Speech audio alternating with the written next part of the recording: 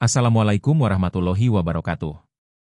Alhamdulillahirabbi alamin. Segala puji hanya milik Allah Subhanahu wa Ta'ala. Sholawat dan salam semoga senantiasa tercurah kepada Nabi Muhammad Shallallahu alaihi wasallam, keluarga, para sahabat, dan seluruh umat beliau hingga akhir zaman. Saudara-saudara sekalian, ketika mendengar kata masjid, kebanyakan orang langsung membayangkan kubah yang megah, menara yang tinggi, atau bangunan yang indah. Padahal, sebelum semua itu dibangun, ada satu keputusan yang jauh lebih menentukan keberhasilan sebuah masjid, yaitu pemilihan tapaknya.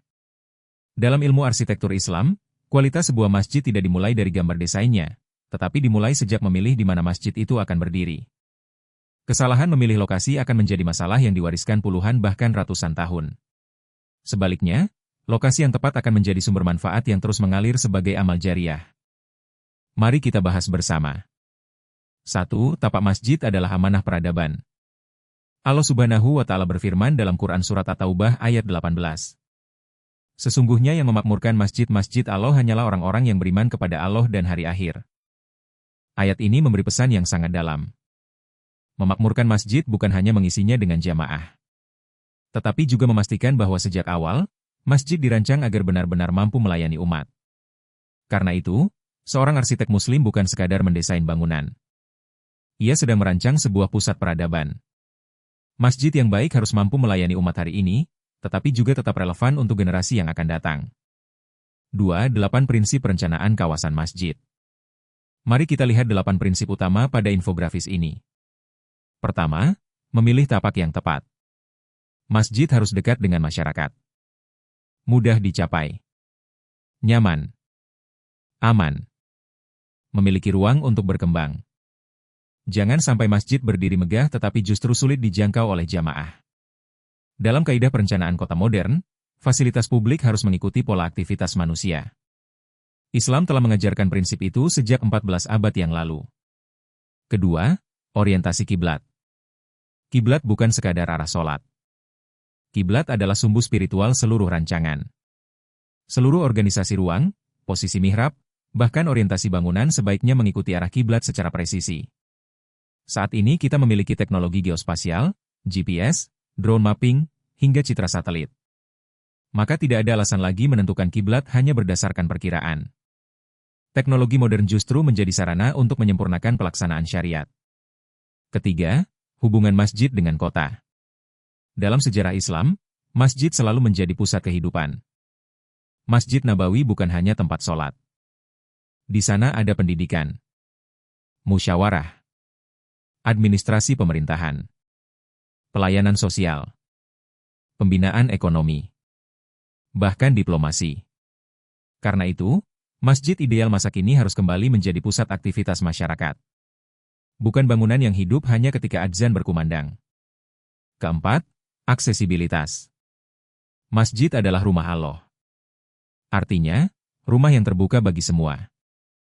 Anak-anak, lansia, penyandang disabilitas, pejalan kaki, pengguna kendaraan umum. Universal design bukan sekadar konsep arsitektur modern. Ia adalah implementasi nilai Islam tentang kemudahan dan rahmat bagi seluruh manusia. Kelima, landmark kawasan. Masjid harus mudah dikenali. Namun identitas bukan berarti selalu kubah besar atau menara yang sangat tinggi. Identitas dapat lahir melalui kualitas ruang, melalui lanskap, melalui pencahayaan, melalui keteraturan kawasan, bahkan melalui aktivitas sosial yang hidup setiap hari. Masjid yang aktif jauh lebih monumental daripada bangunan yang megah tetapi kosong. Keenam, zonasi lingkungan. Masjid memerlukan pembagian ruang yang jelas.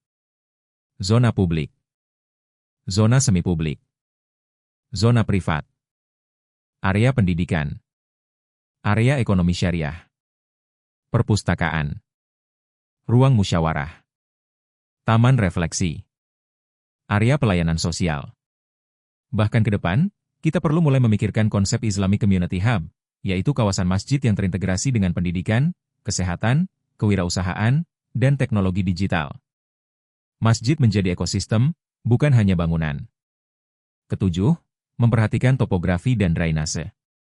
Banyak masjid indah mengalami banjir hanya karena mengabaikan kondisi lahan.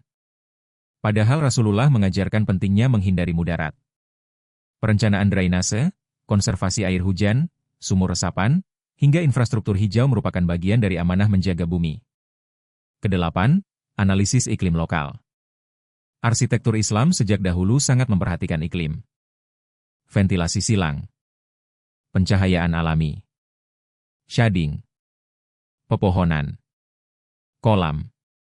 Semuanya dirancang agar manusia nyaman tanpa boros energi. Hari ini konsep itu dikenal sebagai Green Architecture atau Sustainable Design. Padahal nilai-nilainya telah lama hadir dalam khazanah arsitektur Islam. Masjid masa depan harus hemat energi, ramah lingkungan, sekaligus memberikan kenyamanan spiritual. Penutup. Saudara-saudara sekalian, masjid bukan sekadar proyek konstruksi. Masjid adalah investasi peradaban. Ia mendidik generasi, menyatukan masyarakat, menghidupkan ilmu, menggerakkan ekonomi halal, menumbuhkan kepedulian sosial, bahkan menjadi simbol hadirnya rahmat Islam bagi seluruh alam. Karena itu, setiap keputusan dalam memilih tapa harus dilandasi 3 hal sekaligus. Pertama, benar menurut syariah. Kedua, tepat menurut ilmu arsitektur dan perencanaan kota. Ketiga, bermanfaat menurut kebutuhan nyata masyarakat. Inilah integrasi yang menjadi ciri khas arsitektur Islam. Arsitektur yang bukan hanya indah dipandang, tetapi juga menghadirkan kemaslahatan. Sebagaimana sabda Rasulullah, apabila manusia meninggal dunia, maka terputuslah amalnya kecuali 3 perkara, sedekah jariah, ilmu yang bermanfaat, dan anak saleh yang mendoakannya. Hadis riwayat Muslim nomor 1631. Masjid yang dirancang dengan benar dapat menjadi ketiganya sekaligus, menjadi sedekah jariah, pusat lahirnya ilmu yang bermanfaat, dan tempat tumbuhnya generasi saleh. Semoga Allah memudahkan kita untuk membangun masjid yang tidak hanya megah secara fisik, tetapi juga hidup sebagai pusat ibadah, ilmu, dakwah, dan peradaban Islam hingga akhir zaman. Wassalamualaikum warahmatullahi wabarakatuh.